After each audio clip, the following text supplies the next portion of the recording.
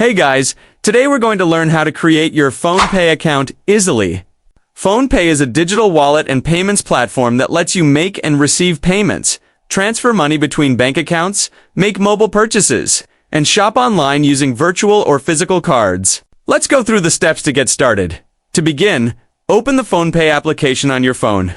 If you don't have it installed yet, download it from your app store. Then open it by tapping the icon .next. Enter your mobile number. Your PhonePe account is linked to your phone number, so make sure you provide the correct one. By default, it starts with +91, but you can change it if you're using an international number. After entering your mobile number, tap the Proceed button to move forward. PhonePe will then send a 4-digit OTP to the number you provided to verify that it belongs to you. Enter the OTP in the designated box.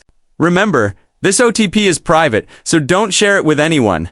Once the OTP is verified, your PhonePe account is automatically created. PhonePe will sync with the bank account linked to your mobile number, so you don't need to enter additional bank details to start using the app. Now, you're ready to use your PhonePe account to transfer money, make payments, and shop online securely and conveniently. Hey guys, that's it for creating your PhonePe account.